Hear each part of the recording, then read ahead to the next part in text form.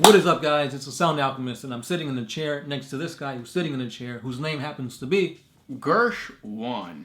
And today we're back to answer your questions in another episode of For the Greater WAAAGH. And the Sound Alchemist is actually casting a shadow over me. So if you grab the stick of light and move it this way. The stick of light? Yes. Or the phallus of seeing? The phallus of seeing, I like that better. Thank you. Welcome. Did you already say WAAAGH? For the Greater WAAAGH. We did it twice. This is a video series where we answer the questions left by you, the viewer. If you have a question for us, comment down below. Put question in front of your question because we get those questions first. Did we do that twice? If we did, well, congratulations. We played ourselves. This isn't a question, but we're going to be talking about the new Kill Team stuff. Yeah. It is Sunday, and usually GW sprinkles that awesomeness on Sundays. And right now, what we have is the pre-orders that are going to be available for Kill Team and Funko Pops. But yeah. So if you don't know, now you know. Kill Team is coming with a new update, and they're allowing us to use elites finally instead of basically just troops in an HQ. And then the Funko Pops are there. Yeah. I'm probably not going to get them. The only one that looks interesting at all is the Space Wolf. But so they got an Ultramarine, a Space Wolf, a Blood Angel, and a Dark Angels character. If you collect Funko Pops, cool. Next question comes from Slin Shiskaki.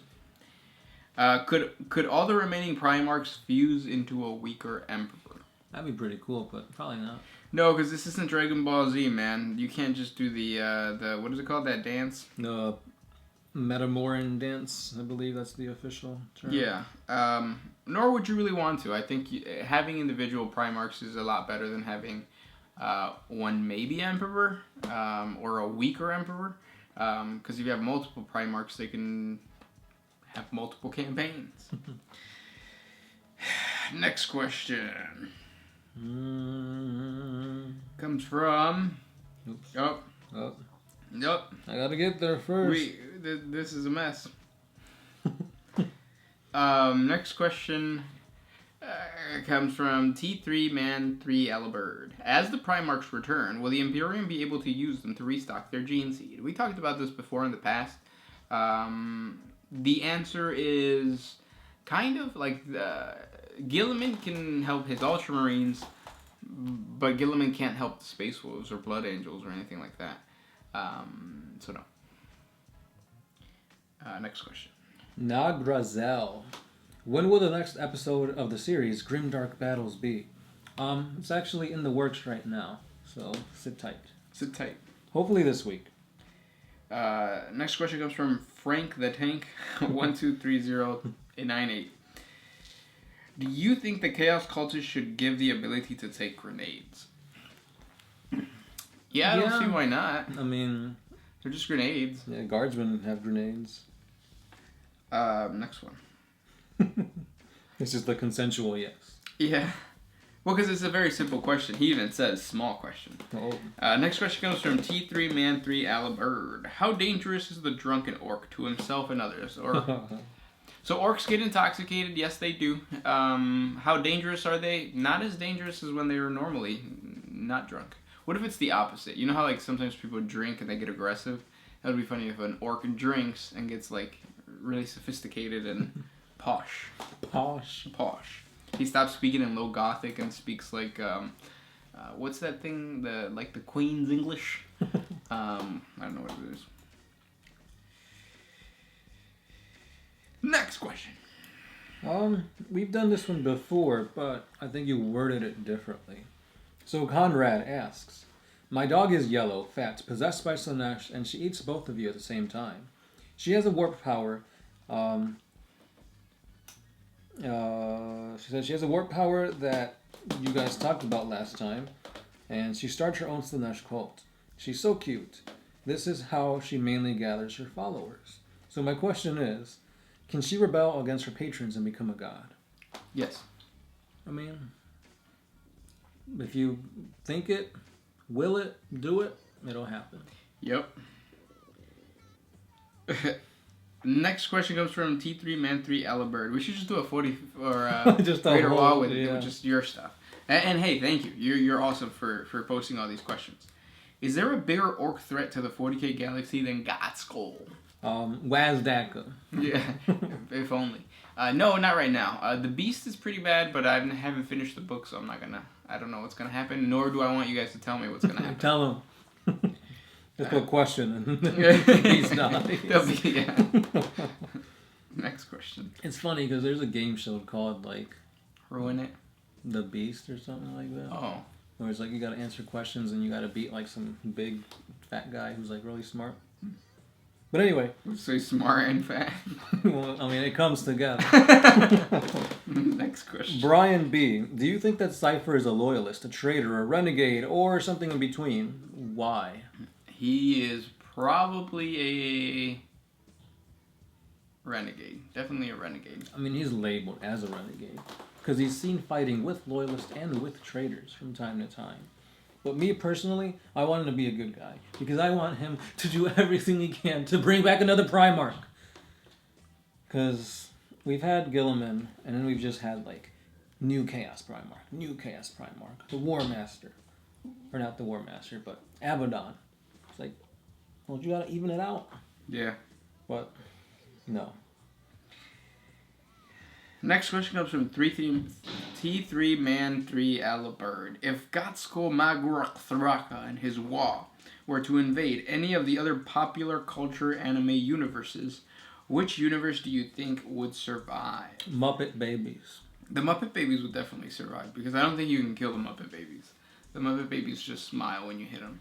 Teletubbies, same thing.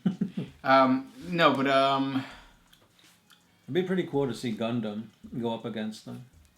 I don't think that they would survive though. Not at all, but it'd be pretty cool. Like even Dragon Ball Z, I don't think that Dragon Ball Z, like the universe of Dragon Ball Z, would survive. Oh yes, they would. No, they wouldn't. Yes, they would. No, I think that Goku can take out planets if he wanted to. He would is. God, no, right? Yeah. Yeah. Okay. Yeah. Plus, you have other gods, and we saw the new Super movie. Like they were fighting in another dimension. Like that's how strong they were.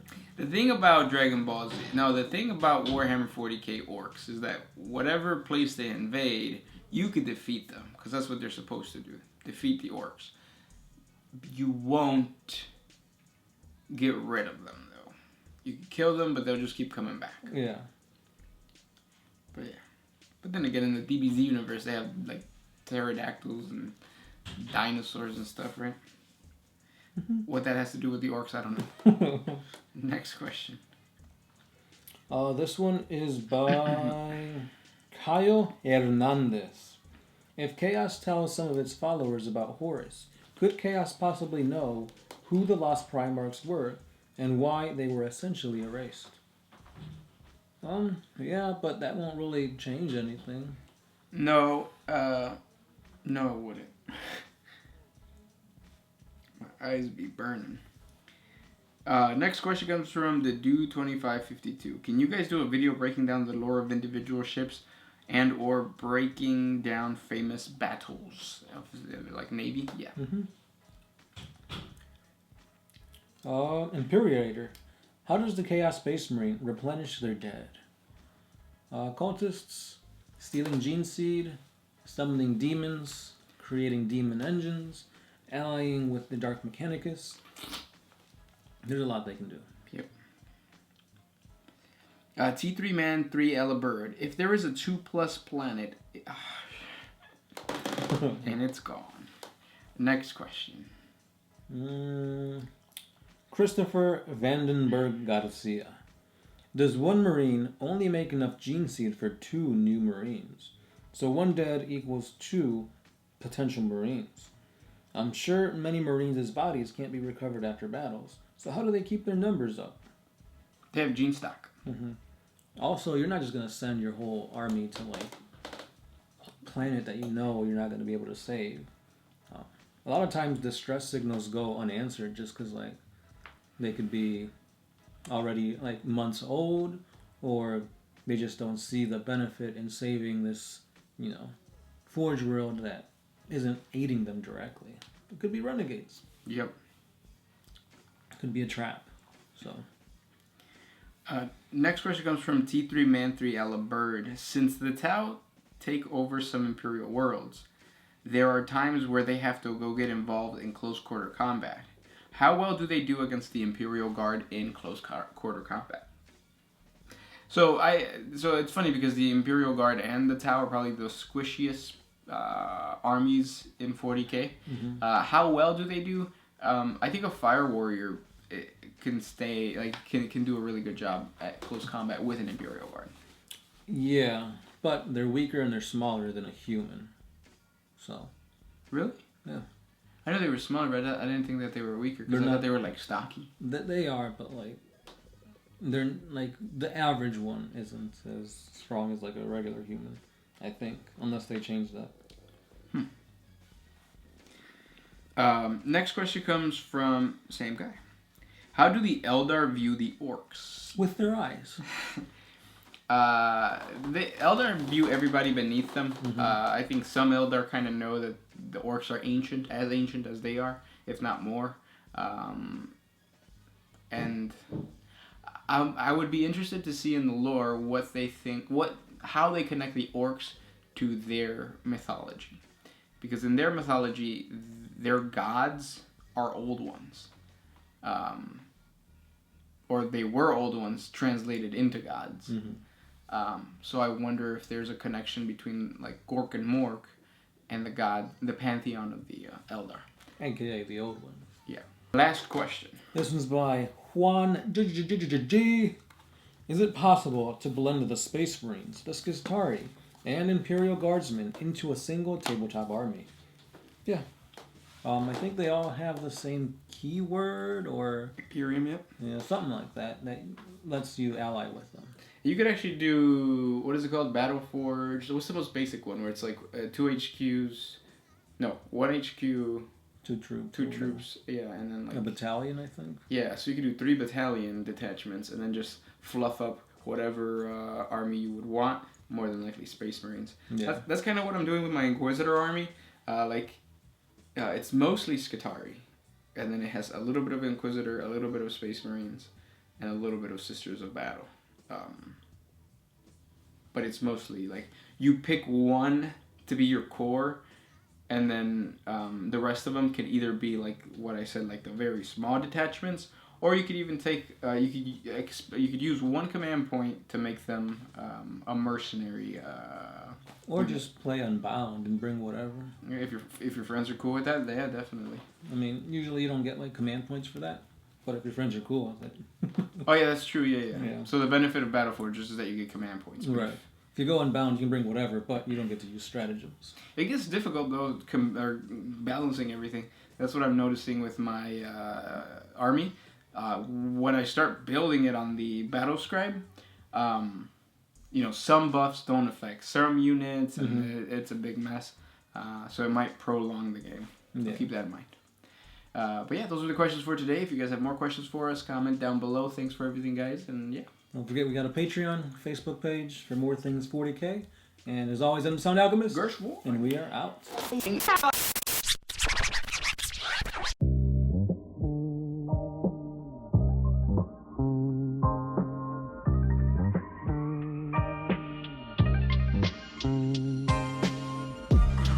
I used to put my freedom first in anything.